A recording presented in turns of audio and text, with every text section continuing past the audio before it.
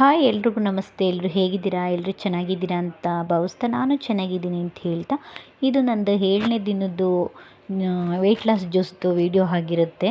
ಇವತ್ತು ನಾನು ಆಮ್ಲ ಜ್ಯೂಸ್ನೇ ಕುಡಿತಾ ಇದ್ದೀನಿ. ಯಾಕೆ ಅಂತ ಹೇಳಿದ್ರೆ ಅವತ್ತು ಜ್ಯೂಸ್ ಮಾಡಿ ಇಟ್ಕೊಂಡಿದ್ದು ಐಸ್ ಟ್ಯೂಬ್ ಹಾಗೆ ಇದೆ, ಅದನ್ನೇ ಹಾಕ್ಕೊಂಡು ನಾನು ಇವತ್ತು ಯೂಸ್ ಮಾಡ್ತಾ ಇದ್ದೀನಿ. ನಿಮಗೆ ಗೊತ್ತಿರುತ್ತೆ ಆಮ್ಲದಿಂದ ಏನೇನು ಬೆನಿಫಿಟ್ಸ್ ಇದೆ ಅಂಥೇಳಿ. ಏರ್ ಫಾಲ್ ಇರ್ಬೋದು, ವೆಯ್ಟ್ ಲಾಸ್ ಇರ್ಬೋದು, ಪ್ರತಿಯೊಂದಕ್ಕೂ ಶುಗರ್ ಇರ್ಬೋದು, ಎಲ್ಲ ರೀತಿಲೂ ಇದು ಕಂಟ್ರೋಲ್ ಆಗುತ್ತೆ. ಎಲ್ಲ ರೀತಿಯಿಂದನೂ ಬೆನಿಫಿಟ್ಸ್ ಇದೆ ಇದು. ನಂತರ ನಾನು ಅವತ್ತು ಇಡ್ಲಿನ ಮಾಡಿದ್ವಿ, ಇಡ್ಲಿನ ತಿಂದ್ವಿ. ಮತ್ತು ಮಧ್ಯಾಹ್ನ ಅದೇ ಸಾಂಬಾರಿತ್ತು ಅಂತ ಹೇಳಿ ಅದಕ್ಕೆ ಮುದ್ದೆನ ಹಾಕ್ಕೊಂಡು ಊಟ ಮಾಡಿದ್ವಿ.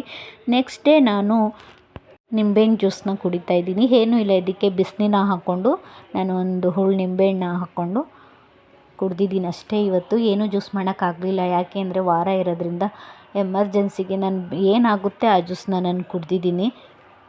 ನಿಂಬೆಹಣ್ಣಲ್ಲೂ ಸಹ ವಿಟಮಿನ್ ಸಿ ಇರುತ್ತೆ, ಅದು ಸಹ ನಮ್ಮ ಬಾಡಿ ಕೊಲೆಸ್ಟ್ರಾಲ್ ಇರೋದೆಲ್ಲನೂ ಕಂಟ್ರೋಲ್ ಮಾಡೋಕ್ಕೆ ಅದು ಸಹ ಹೆಲ್ಪ್ ಆಗುತ್ತೆ.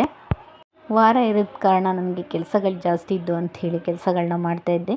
ಇವಾಗ ಬೇಸಿಗೆ ಕಾಲ ಆಗಿರೋದ್ರಿಂದ ಕಾವೇರಿ ನೀರನ್ನ 4 ದಿನಕ್ಕೊಂದ್ಸಲ 3 ದಿನಕ್ಕೊಂದ್ಸಲ ಬಿಡ್ತಾರೆ. ಹಾಗಾಗಿ ನಾವು ನೀರನ್ನು ತುಂಬಿಸಿ ಇಟ್ಕೊತೀವಿ.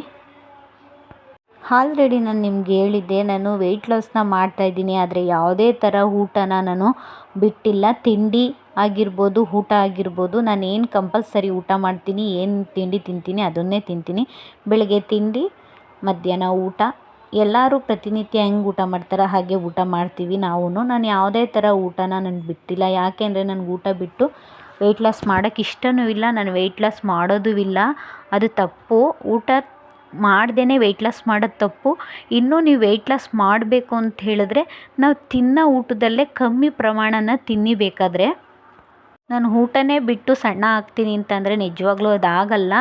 ಯಾರೂ ಸಹ ಊಟ ಬಿಟ್ಟರೆ ಸಣ್ಣ ಆಗಲ್ಲ, ಅದು ತಪ್ಪು. ಗ್ಯಾಸ್ಟ್ರಿಕ್ ಆಗಿ ಮತ್ತೆ ಅವರು ದಪ್ಪನೇ ಆಗೋದು. ಎಲ್ಲ ಅಂದ್ಕೊತಾರೆ ಊಟ ಬಿಟ್ಟರೆ ಸಣ್ಣ ಆಗ್ತೀವಿ ಅಂತ. ನಿಜವಾಗ್ಲೂ ಇಲ್ಲ, ಯಾವುದೇ ಕಾರಣಕ್ಕೂ ಊಟ ಬಿಟ್ಟರೆ ಸಣ್ಣ ಆಗಲ್ಲ. ಅದು ನನಗೆ ಗೊತ್ತಿರೋ ಪ್ರಕಾರ ನಾನು ಹೇಳ್ತಾ ಇರೋದು. ನಿಜವಾಗ್ಲೂ ಊಟ ಎಲ್ಲ ಬಿಡೋಕ್ಕೆ ಹೋಗ್ಬಿಡಿ. ಎಲ್ಲರ ಬಾಡಿನೂ ಒಂದೇ ಥರ ಇರಲ್ಲ. ಗ್ಯಾಸ್ಟ್ರಿಕ್ ಜಾಸ್ತಿ ಇದ್ದರೆ ಅಲ್ಸರ್ಗೆ ತಿರ್ಕೊಳ್ಳುತ್ತೆ. ಅಂದರೆ ನಾವು ಊಟ ಮಾಡೋದು ಲೇಟು, ಅದಕ್ಕೋಸ್ಕರ ನಮ್ಗೆ ಅದೇ ಅಭ್ಯಾಸ ಆಗಿದೆ, ಅದನ್ನೇ ಊಟ ಮಾಡ್ತೀವಿ. ಆದಷ್ಟು ಬೇಗ ತಿಂಡಿ ಮಧ್ಯಾಹ್ನ ಊಟ ಸ್ವಲ್ಪ ತಿಂದು ಸಂಜೆ ಬೇಗನೆ ಊಟ ಮಾಡಿ, ಅದು ಒಳ್ಳೆಯ ಅಭ್ಯಾಸ. ಅಂದರೆ ನಮಗೆ ಅದು ಅಭ್ಯಾಸ ಆಗಿರೋದ್ರಿಂದ ನಾವು ಅದೇ ಥರ ಅವಾಗಿಂದನೂ ಮಾಡ್ಕೊಂಡು ಬಂದಿದ್ದೀವಿ. ಅದಕ್ಕೆ ನಮಗೆ ಹಾಗೆ ಅಭ್ಯಾಸ ಆಗಿಬಿಟ್ಟಿದೆ. ನಮ್ಮ ಥರನೇ ಎಲ್ಲರೂ ಇರಿ ಅಂತ ಹೇಳಲ್ಲ, ಆದರೆ ವೆಯ್ಟ್ ಲಾಸ್ ಮಾಡಬೇಕು ಅಂದರೆ ನಿಜವಾಗ್ಲೂ ಊಟ ಎಲ್ಲ ಬಿಟ್ಟು ವೆಯ್ಟ್ ಲಾಸ್ ಮಾಡಬೇಡಿ. ನನ್ನ ರಿಕ್ವೆಸ್ಟ್ ಅಂತಲೇ ಇಟ್ಕೊಳ್ಳಿ ಅದನ್ನು. ಊಟ ಕಮ್ಮಿ ತಿಂದರೆ ವೆಯ್ಟ್ ಲಾಸ್ ಆಗ್ತಾರೆ ಅನ್ನೋದೆಲ್ಲ ಸುಳ್ಳು. ಆದರೆ ಅನ್ನದ ಪ್ರಮಾಣ, ಸ್ವೀಟ್ನ ಸ್ವಲ್ಪ ಕಮ್ಮಿ ಮಾಡಿದ್ರೆ ನಿಜವಾಗ್ಲೂ ನೀವೇ ವೆಯ್ಟ್ ಲಾಸ್ ಆಗ್ತೀರಾ. ಯಾಕೆ ಅಂದರೆ ನಾವು ಅನ್ನ ಜಾಸ್ತಿ ತಿನ್ನೋದ್ರಿಂದ, ನಾನು ಆ್ಯಕ್ಚುಲಿ ಹೇಳಬೇಕು ಅಂತಂದರೆ ನಾನು ಮುದ್ದೆನ ತಿಂತಿದ್ದೆ ಫಸ್ಟು. ಇವಾಗ ಮುದ್ದೆ ತಿನ್ನೋದು ಬಿಟ್ಟಿದ್ದೀನಿ. ಆಮೇಲೆ ಸ್ವೀಟ್ ಸ್ವಲ್ಪ ಜಾಸ್ತಿ ಆಗಿದೆ, ಅದಕ್ಕೆ ನಾನು ದಪ್ಪಾಗಿದ್ದೀನಿ ಅಂತ ಅನಿಸುತ್ತೆ. ಆದಷ್ಟು ಮುದ್ದೆ ತಿನ್ನಿ. ಮುದ್ದೆ ತಿಂದರೆ ನಮ್ಮ ಆರೋಗ್ಯಕ್ಕೂ ಒಳ್ಳೆಯದು. ಆಮೇಲೆ ಇನ್ನೊಂದು ಏನು ಗೊತ್ತಾ, ನಾನು ವೆಯ್ಟ್ ಲಾಸ್ ಮಾಡ್ತೀನಿ ಅಂತ ಹೇಳಿಬಿಟ್ಟು ಚೆನ್ನಾಗಿ ತಿಂದ್ಬಿಟ್ಟು ಜ್ಯೂಸ್ ಕುಡ್ಕೊಂಡು ಆರಾಮಾಗಿ ಕೂತಿರೋದಲ್ಲ. ಆದಷ್ಟು ಯಾರೆಲ್ಲ ಕೆಲಸ ಮಾಡ್ತೀರಾ, ಮನೆ ಕೆಲಸನ, ಹೌಸ್ ವೈಫು ಅಂದರೆ ಎಲ್ಲರ ಮನೇಲೂ ಕೆಲಸ ಇದ್ದೇ ಇರುತ್ತೆ, ಅದೆಲ್ರಿಗೂ ಗೊತ್ತಿರುತ್ತೆ. ಆಲ್ಮೋಸ್ಟು ಮಕ್ಕಳಿರೋರು ಹೌಸ್ ವೈಫು ಅಂದರೆ ಮನೇಲಿ ಎಷ್ಟು ಕೆಲಸ ಇರುತ್ತೆ ಅಂತ ನನಗೂ ಗೊತ್ತು.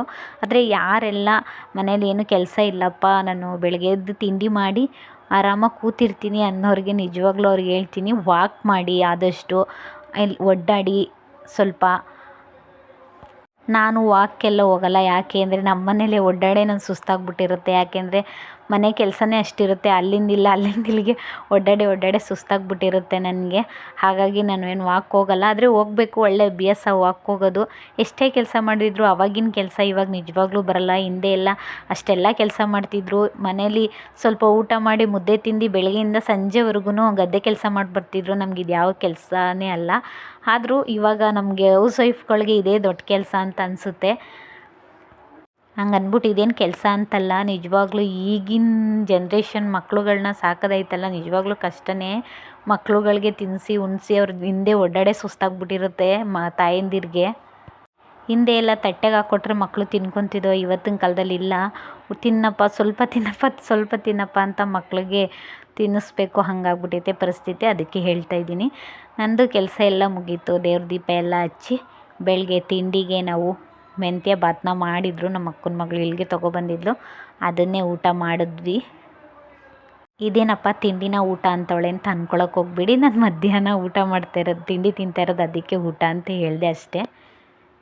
ಹಾಗೆ ಪೂಜೆ ಎಲ್ಲ ಮುಗಿಸಿ ತಿಂಡಿ ಎಲ್ಲ ತಿಂದ್ಕೊಂಡು ನಮ್ಮ ಮಾವನ ಮನೆಗೆ ಹೋದಾಗ ನಮ್ಮ ಬಿಲ್ಡಿಂಗಲ್ಲಿ ಹೊಸ ಅಂಗಡಿ ಓಪನ್ ಆಗಿದೆ. ಅಲ್ಲಿ ಪಾಪ್ಕಾರ್ನು ವೆರೈಟಿ ಪಾಪ್ಕಾರ್ನ್ಗಳನ್ನ ಮಾರ್ತಾರಂತೆ.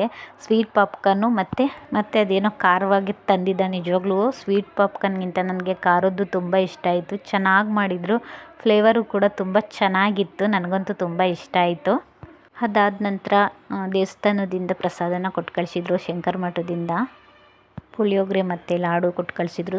ಸಲ ಈ ಥರ ಬಾಕ್ಸು ಏನಾದರೂ ಸ್ಟೀಲ್ ಬಾಕ್ಸ್ನ ಕೊಡ್ತಾರೆ. ನಿಜವಾಗ್ಲೂ ಚೆನ್ನಾಗಿ ಮಾಡ್ತಾರೆ ಪುಳಿಯೋಗರೆನ. ನನಗಂತೂ ತುಂಬ ಇಷ್ಟ. ಆದರೆ ತಿಂಡಿ ತಿಂದಿದ್ನಲ್ಲ ಅಂತ ನಾನು ತಿನ್ನಲಿಲ್ಲ. ಆಮೇಲೆ ತಿಂದಾಯಿತು ಅಂತ ಸುಮ್ಮನಾದೆ.